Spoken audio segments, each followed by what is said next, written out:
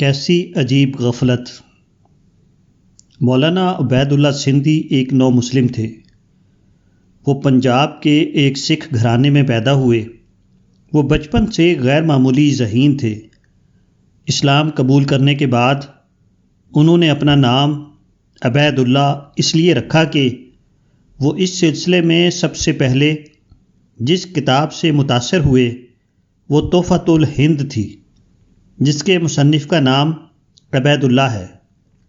اس کتاب میں اسلام کا تقابل دوسرے مذاہب سے کیا گیا ہے۔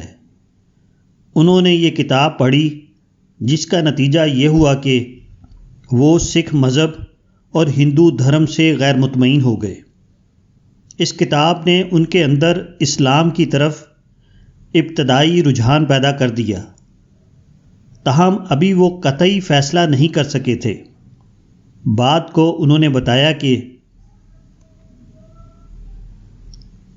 میں سوچتا تھا کہ اسلام بت پرستی کے خلاف ہے، مگر مسلمان اپنے بزرگوں کی قبروں کے ساتھ جو کچھ کرتے ہیں وہ بھی تو ایک طرح کی بت پرستی ہے۔ یہ سوال ان کے لیے اسلام قبول کرنے کے راستے میں رکاوٹ بنا ہوا تھا۔ اپنے دل کی یہ کھٹک انہوں نے کچھ مسلمانوں سے بیان کی۔ چنانچہ ایک مسلمان نے انہیں شاہ محمد اسماعیل شہید کی کتاب تقویۃ الایمان دی اور اس کو پڑھنے کا مشورہ دیا۔ اس کتاب کا موضوع شرک کی مختلف صورتوں کی تردید اور توحید کا اثبات تھا۔ انہوں نے جب اس کتاب کو پڑھا تو ان کی سمجھ میں یہ بات آئی کہ اسلام توحید خالص کا دین ہے۔ انہوں نے جانا کہ مسلمانوں کی قبر پرستی مسلمانوں کے اپنے بگاڑ کا نتیجہ ہے، ورنہ جہاں تک اسلام کا تعلق ہے وہ قبر پرستی کا بھی ویسے ہی مخالف ہے جیسا وہ بت پرستی کا مخالف ہے۔ ان دو کتابوں کے مطالعے کے بعد ان کا نظریاتی سفر بڑی حد تک پورا ہو چکا تھا، تاہم آبائی مذہب کو چھوڑ کر نئے مذہب کی طرف بڑھنے کے لیے جس طاقتور محرک کی ضرورت ہے وہ ابھی ان کے اندر پیدا نہیں ہوا تھا۔ یہ کام ایک اور کتاب کے مطالعے سے انجام پا گیا۔ یہ احوال آخرت تھی۔ اس کتاب میں قیامت کی ہولناکی اور جنت و دوزخ کی باتیں درج ہیں۔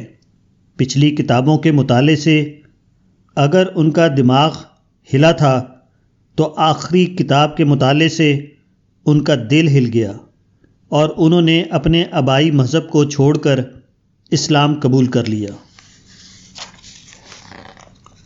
یہ تینوں کتابیں جن کا ذکر ہوا وہ اردو کتابیں ہیں۔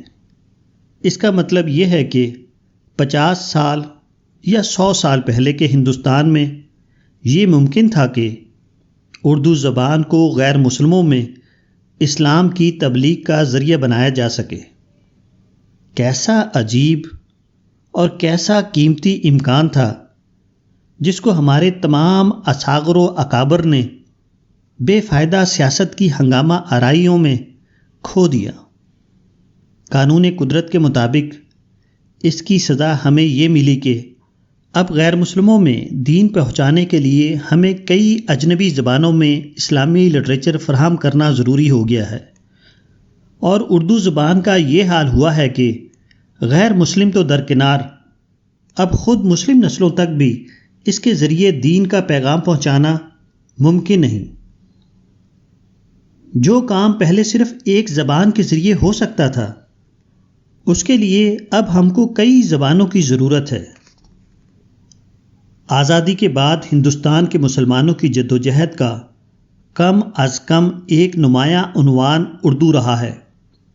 اردو کے خاتمے کا مرثیہ پڑھنا ہمارے تمام لیڈروں کا محبوب ترین مشغلہ ہے، مگر کوئی یہ نہیں سوچتا کہ جب آزادی ہند سے پہلے ملک کی سب سے زیادہ عام زبان اردو تھی تو آزادی ہند کے بعد وہ یہاں اجنبی کیسے بن گئی؟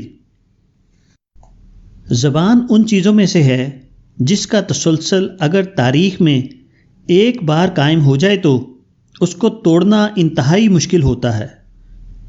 تسلسل قائم ہونے کے بعد وہ خود اپنے زور پر قائم رہتی ہے۔ اس کے بعد کوئی بہت بڑا اجتماعی بھونچال ہی اس کو توڑ سکتا ہے، ورنہ عام حالات میں اس کا تسلسل تاریخ میں جاری رہے گا، وہ ختم نہیں ہو سکتا۔ ہندوستان میں اردو کے خاتمے کے واحد ذمہ دار خود مسلمان ہیں۔ مسلمانوں نے اس ملک میں 2 قومی سیاست چلائی اور اس کو اس اجتماعی بھونچال تک لے گئے جس کا دوسرا نام تقسیم ہے۔ تقسیم ملک کا بھونچال ہی دراصل وہ واقعہ ہے جس نے اردو کے تسلسل کو ہندوستان میں ختم کر دیا۔ اگر مسلمانوں کی احمقانہ سیاست سے یہ بھونچال پیش نہ آتا تو ناممکن تھا کہ اس ملک میں اردو کا اس طرح خاتمہ ہو جائے جو آج ہمیں اپنی آنکھوں سے نظر آتا ہے۔ اس کی ایک مثال ہندوستان کی فلمی صنعت ہے۔ ہندوستانی فلموں کی دنیا میں اردو زبان آج بھی زندہ ہے، جبکہ ملک کے بقیہ حصے میں وہ موت سے دوچار ہو رہی ہے۔ اس کی وجہ یہ ہے کہ فلم کی حیثیت ہر ملک میں اور اسی طرح ہندوستان میں بھی ایک جزیرے کی ہے۔ فلم کی دنیا عام طور پر سیاسیات اور قومی ہنگاموں سے الگ الگ زندہ رہتی ہے۔ یہی وجہ ہے کہ ہندوستانی فلموں کے جزیرے میں اردو آج بھی پہلے کی طرح زندہ ہے، جبکہ بقیہ ملک میں وہ اپنی سابقہ حیثیت کھو چکی ہے۔